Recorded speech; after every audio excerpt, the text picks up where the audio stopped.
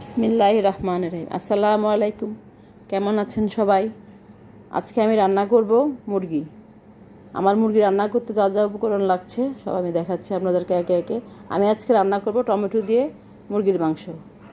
আমি একটা কক মুরগি নিয়েছি, পাকিস্তানি কক মুরগি, সেটা আজকে আমি রান্না করব। চুলায় আমি একটা হাঁড়ি বসিয়ে দিলাম, দিয়ে তেল দিলাম। তেল গরম হলো, এখন আমি দিব পেঁয়াজ। পেঁয়াজটা একটু ভাজবো। যখন একটু ব্রাউন কালার হয়ে আসবে তখন আমি একে একে সব মশলা অ্যাড করব। এখন আমি একটু পেঁয়াজটাকে ভেজে নিচ্ছি। কিছুক্ষণ ভেজে যখন একটু ব্রাউন কালার হয়ে আসবে তখন আমি মশলা অ্যাড করব। পেঁয়াজটা একটু ব্রাউন হয়ে আসছে, এখন আমি একে একে দিয়ে দিচ্ছি সব মশলা।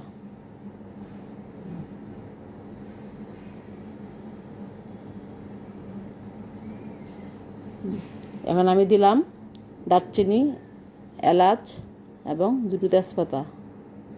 এভাবে আপনারা দেশি মুরগি, কক মুরগি, সব ধরনের মুরগি রান্না করতে পারবেন। মশলাগুলো শুধু মুরগি বড় ছোটোর উপর নির্ভর করে মশলাগুলো শুধু অ্যাড করবেন। এখন আমি দিয়ে দিচ্ছি আদা বাটা। প্রথমে আমি দিলাম 2 টেবিল চামচ আদা বাটা। এরপর আমি দিলাম 2 টেবিল চামচ রসুন বাটা। আমার মুরগিটা একটু মিডিয়াম সাইজ ছিল, সেই জন্য 2 টেবিল চামচ রসুন বাটা দিয়ে আমি একটু ভালো করে নেড়ে চেড়ে মিশিয়ে নিচ্ছি। আর আমার আদাটা ফ্রিজে ছিল, তাই একটু জমে আছে।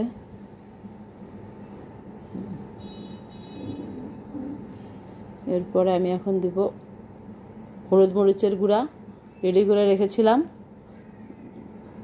এটা ধনে জিরার গুঁড়া, মরিচের গুঁড়া, হলুদের গুঁড়া, আর এখানে আমার হাতে তৈরি একটা মশলা। সব মশলা আমি দিয়ে একটা মশলা তৈরি করে রেখেছিলাম, সেটা দিলাম।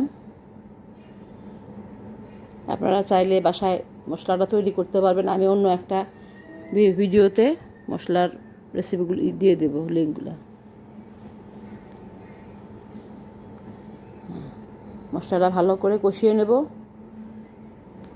একটু পানি দিয়ে দেবো, নাহলে মশলাটা পুড়ে যাবে। মশলাটা ভালো করে কষাতে হবে।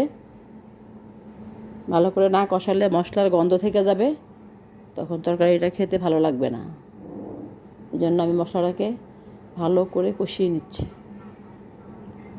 ভালো করে নেড়ে চেড়ে মিশিয়ে কষিয়ে নিচ্ছি।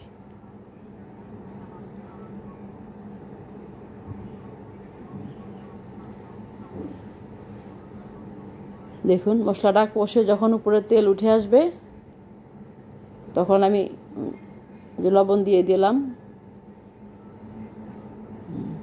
লবণটা আগেই দিয়ে দিতে পারেন, আমার ভুল হয়ে গেছিলো লবণটা দিতে, এখন দিয়ে দিলাম। এই দেখেন, এখন মুরগির মশলাটার উপরে তেল ভেসে আসছে। মশলাটার উপরে যে তেল উঠে আসছে, এখন আমি দিচ্ছি টমেটো, আগে থেকে কেটে রাখা টমেটো। যেহেতু আমি মুরগিটা আগেই বলেছিলাম আমি মুরগিটা টমেটো দিয়ে রান্না করব। টমেটো দিয়ে রান্না করলে একটু টক মিষ্টি ফ্লেভার আসে, ভালো লাগে, টেস্টটাও ভালো লাগে। আপনারা এভাবে মুরগিতে টমেটো দিয়ে রান্না করে খেতে পারেন, একটা মিষ্টি মিষ্টি টক ফ্লেভার আসবে। টমেটোটা যখন একটু কষে নরম হয়ে আসছে তখন আমি এখন দিয়ে দিচ্ছি মুরগিটাকে আমি ভালো করে ধুয়ে পরিষ্কার করে রেখেছিলাম। এখন আমি মুরগিটা দিচ্ছি, দিয়ে মুরগিটাকে ভালো করে মশলার সাথে এখন মেশাবো। ভালো করে নেড়ে চেড়ে মিক্সড করে দিব, যাতে মুরগির ভিতরে মশলা ভালো করে ঢুকে। এভাবে কিছুক্ষণ কষাতে হবে।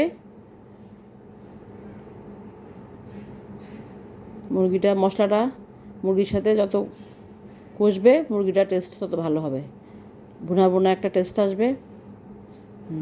ভালো করে নেড়ে চেড়ে মশলাটাকে নামিয়ে আমি এখন ঢাকনা দিয়ে দেব। যে মশলাটা ভালো করে মিশানো হচ্ছে, আমি এখন ঢাকনা দিয়ে ঢেকে রেখে যাব। এর কিছুক্ষণ পর মুরগিটা যখন কষার পরে আমি আবার ফিরে আসছি। দেখুন, মুরগিটা কষে মুরগি থেকেই ঝোল বের হয়ে গেছে। যেহেতু আমি ভুনা করব, এই জন্য আমি বেশি একটা ঝোল দিব না। যারা ঝোল খেতে চান তারা একটু বেশি করে ঝোল অ্যাড করবেন, তো আমি বেশি একটা ঝোল দিব না। আমি অল্প করে পানি দিচ্ছি মুরগিটা সেদ্ধ হওয়ার জন্য। জাস্ট যতটুকু প্রয়োজন অতটুকু পানি আমি দিচ্ছি।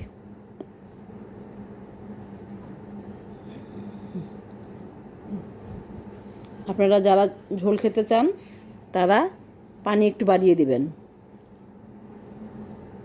আমি মানে যতটুকু সিদ্ধ হওয়ার জন্য যতটুকু পানি প্রয়োজন অতটুকুই দিলাম। দিয়ে আবার মাংসটাকে ভালো করে নেড়ে চেড়ে ঢাকনা দিয়ে রেখে যাব।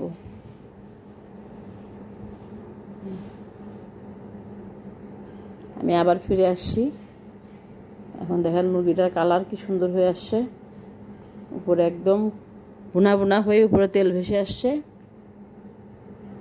আমার মুরগিটা প্রায় এখন আমি কাঁচামরিচ দিয়ে 5 মিনিট ঢেকে রেখে তারপরে মাংসটা নামিয়ে ফেলবো।